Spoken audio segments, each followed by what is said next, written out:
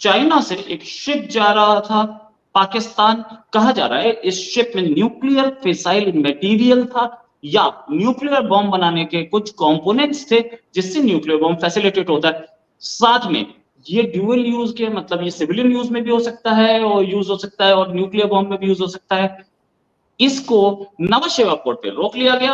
हमारी इंटेलिजेंस ने बहुत अच्छा काम किया जिसे गवर्नमेंट ऑफ इंडिया की क्लेम है। पाकिस्तान इस किस्म के एडवांस टेक्नोलॉजी को इंपोर्ट करते हैं तो उसके लिए उनको अल्टरनेटिव रूट्स, ख़ास तौर पर अगर वो सिल्क रूट्स को शायरा है कराकुरम स्पेसिफिकली अगर उसको यूज़ करते हैं तो वो बेस्ट ऑप्शन है। फिर वो एयर रूट्स के जरिए भी इस किस्म के इंपॉर्टेंट चीज़ों को इंपोर्ट कर सकते हैं। ये 70 साल से चलता हुआ आ रहा है। कभी हम न्यूक्लियर वेपन्स और यूएसए से लेते थे पहले, अब लॉबी थोड़ी सी चेंज हुई है, हम चाइना और रशिया की लॉबी में आए हैं, तो अब हमारा थोड़ा सा रुझान चाइना की तरफ से हुआ है, तो ये रिसोर्स सच हो सकता है। और आपने बोला कि ये इंटरनेशनल लेवल पर पाकिस्तान को डिफेम करने की कोशिश की जा रही है, तो पाकिस्तान को तो इंडिया को डिफेम करने की जरूरत नहीं है। हमारे सियासतदानों ने हमें जितना जलील इंटरनेशनल लेवल पर कर दिया है, आपको पता है कि हमें इंटरनेशनल भिखारी कहा जाता है। यूएस की रिपोर्ट है कि इंडिया में खत्म हो चुकी है एक्सट्रीम पॉवर्टी, और ये मेरी रिपोर्ट नहीं है, बुकिंग्स थिंक टैंक जो है यूएस के सबसे बड़े थिंक टैंक्स में से बुकिंग्स की रिपोर्ट है। क्योंकि चाइना अगर हमारी हेल्प कर रहा है तो वो उतना ही हमारा यूज़ भी कर रहा है। आप सी पैक उठा के देख लें, हमारे मुल्क को बहुत फ़ायदा है, लेकिन हम इसे छोटी सेंस पे देख रहे हैं। इससे जितना चाइना फ़ायदा उठा रहा है ये हमें नहीं पता। जय हिंद दोस्तों, भारत स्पेशल में आपका स्वागत है। दोस्तों, जैसा कि आप जान गए होंगे कि भारत ने इंटेलिजेंस इनपुट्स के बेसिस पे पाकिस्तान की तरफ जा रहे एक कार्गो शिप को जब्त किया है, जिसमें कहीं न कहीं न्यूक्लियर वेपन होने का अंदेशा था। भारतीय defence equipment manufacturing agency DRDO ने भी अपनी प्रारंभिक जांच में न्यूक्लियर वेपन होने की पुष्टि की है। डीआरडीओ ने बताया कि इसमें सीएनसी मशीन मिला है, जिसका उपयोग न्यूक्लियर प्रोग्राम में किया जाता है। दोस्तों, अब ऐसा लगता है कि भारत जरूर इस मुद्दे को अंतर्राष्ट्रीय मंच पर उठाएगा, क्योंकि यह यूनाइटेड नेशन के न्यूक्लियर वेपन कन्वेंशन 2017 का उल्लंघन है, जिसमें पाकिस्तान और चाइना दोनों ही फंसते नजर आ रहे हैं। इंडियन मीडिया की जानिब से एक बहुत बड़ी खबर सामने आ रही है। इंडियन मीडिया ये न्यूज़ नशर कर रहा है कि चाइना से एक ट्रेड शिप जो है वो पाकिस्तान कराची पोर्ट पर आ रहा था, लेकिन इंडिया की इंटेलिजेंस एजेंसी ने उसको रोका और उसको बम्बे पोर्ट पर ले गई। और जब उसको ट्रेड शिप को खोला गया तो अंदर ऐसी न्यूक्लियर टेक्नोलॉजी मौजूद थी जो कि चाइना पाकिस्तान को एक्सपोर्ट कर रहा था, जो कि बैन है। अब इंडिया कह रहा है कि हम इसको जो है यूरोपियन यूनियन के सामने रखेंगे कि चाइना पाकिस्तान को वो टेक्नोलॉजी भेज रहा था जो कि बैन है, और अगर ये टेक्नोलॉजी पाकिस्तान के पास पहुंच जाती तो ये पाकिस्तान की जौहरी ताकत में मजीद इजाफा करती और पाकिस्तान के मिसाइल प्रोग्राम भी मजीद अपग्रेड हो जाते। आप इस खबर के हवाले से क्या कहना चाहेंगे एज अ पाकिस्तानी, आपके क्या जज्बात और तासुरात हैं? वो यूरोपियन यूनियन में इस चीज़ को लेकर जाएंगे पाकिस्तान पर ट्रेड सैंक्शंस के लिए, तो आई थिंक यूरोपियन यूनियन जो है वो सबसे पहले तो इस चीज़ को इन्वेस्टिगेट करना चाहेगी कि वाकई इसमें कोई सदाकत है या नहीं है।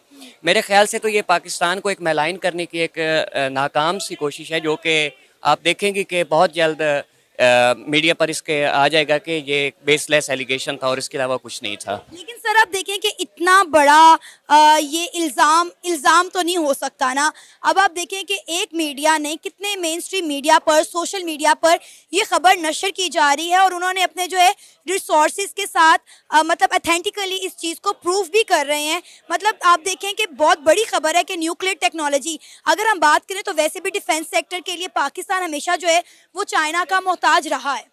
नहीं, चाइना के साथ हमारे इस तरह के रिलेशंस तो हैं, लेकिन पाकिस्तान कभी भी उस चीज़ में नहीं जाएगा जिसमें इंटरनेशनल लॉज की जो है वायलेशन होती हो। ये मैंने आपसे पहले भी कहा है कि इंडिया की ये हमेशा से ये कोशिश रही है कि पाकिस्तान को मैलाइन करे, इनके इंटरनेशनल रिलेशंस को सबोटेज करे बेसलेस एलिगेशंस लगाकर। मुझे एक चीज़ समझ नहीं आती कि जब भी पाकिस्तान में कुछ होता है तो हम उसका मलबा इंडिया पर डाल देते हैं, इंडिया में कुछ होता है तो उसका मलबा पाकिस्तान पर डाल दिया जाता है। तो तब कब तक हम ये ब्लेम गेम खेलते रहेंगे और अपने बजट का बहुत बड़ा हिस्सा डिफेंस पर लगाते रहेंगे? आपको नहीं लगता कि अब हमें ये ब्लेम गेम छोड़ देनी चाहिए, अपने अपने मुल्क को बेहतर करने की तरफ लग जाना चाहिए? अगर हम इंडिया की बात करें तो इंडिया तो ऑलरेडी आप देख लें कि जिस तरह से तेज़ी से वो ग्रो कर रहा है, डिफेंस सेक्टर को ले लें, उनका IT एजुकेशन का निज़ाम ले लें, उनके लोग जो हैं वो ग्रो कर रहे हैं। और आपने बोला कि ये इंटरनेशनल लेवल पर पाकिस्तान को डिफेम करने की कोशिश की जा रही है, तो पाकिस्तान को तो इंडिया को डिफेम करने की ज़रूरत नहीं है। हमारे सियासतदानों ने हमें जितना जलील इंटरनेशनल लेवल पर कर दिया है, आपको पता है कि हमें इंटरनेशनल भिखारी कहा जाता है।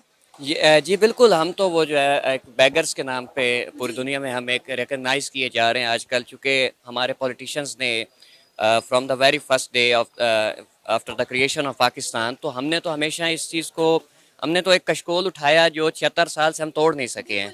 तो पाकिस्तान को वो डिफेम करने का मौका इसलिए नहीं छोड़ते क्योंकि एक इंटरनेशनली हमारा एक इमेज ख़राब है। पॉलिटिकली हम बड़े ही मतलब पीछे जा चुके हैं। हमारे जो पॉलिटिशियंस हैं उन्होंने उनकी पॉलिसीज़ की वजह से हमारे मुल्क की इकोनॉमी जो है वो आप देख सकती हैं किस वक्त माइनस में चली गई है।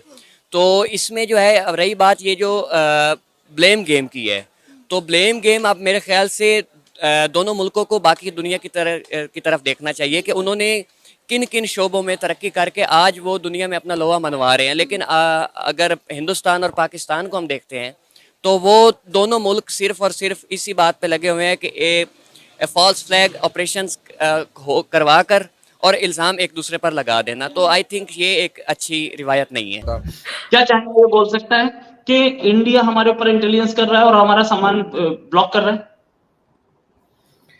सर चाइना तो कुछ भी बोल सकता है, अब चाइना के बोलने पे हम लोग क्या ही कह सकते हैं, ठीक है ना। बट अब अगर उनका ये क्लेम है कि कोई ship from China to Pakistan stopped at Mumbai, तो ये एक फैक्चुअल इंक्वायरी का मुद्दा है कि उसमें क्या क्या चीज़ें थी, और फिर जो कस्टम्स ऑफिशियल ने किया होगा वो किसी इंटेलिजेंस इनपुट पे ही किया होगा, ऐसे तो करेंगे नहीं। हालांकि वो जो शिप था उस पर फ्लैग जो था वो माल्टा का था, ठीक है ना। और बिकॉज की जो लॉ ऑफ मैरीटाइम लॉ है उसमें फ्लैग का मतलब होता है nationality of that particular ship. तो ये अब बिल्कुल चाइनीज ये कर सकते हैं कि कोई माल्टा में जाके अपनी चाइनीज शिप को उन्होंने रजिस्टर करा दिया होगा और उसके बाद वो लोगों को धोखा देने के लिए वो it will turn out to be a Maltan ship, लेकिन वो चाइनीज कार्गो कैरी करेगा। तो इस तरीके का काम होता है। लेकिन अगर कुछ उसमें होगा ऐसा क्या नाम है डूबियस या डाउटफुल, बिकॉज जो मेरी इंफॉर्मेशन है जो मैंने न्यूज़पेपर से गैदर की है बेसिकली, उसमें तो साफ साफ लिखा है कि it was based on the Indian security agencies को कुछ इनपुट दिए गए कि मुंबई के जो नवा शेवा पोर्ट है वहाँ पे कोई ये डुअल यूज कंसाइनमेंट ला रहे हैं, ठीक है ना, जो कि पाकिस्तान के nuclear and ballistic missile programme को हेल्प कर सकता है। इसको देखते हुए इन्होंने पकड़ा है। तो अब अगर China wants to play this game कि वो पाकिस्तान को न्यूक्लियर आर्म करना चाहता है और इंडिया को इस तरीके से वो ब्लैकमेल करना चाहता है, तो ये उनकी मर्जी है। बट ये है कि ये जो कंप्यूटर न्यूमेरिकल कंट्रोल जो मशीन है उसने ये डिटेक्ट किया कि वाकई में ये इनपुट तो सही है, ठीक है ना। बाकी देखिए अब इसमें आगे क्या होता है।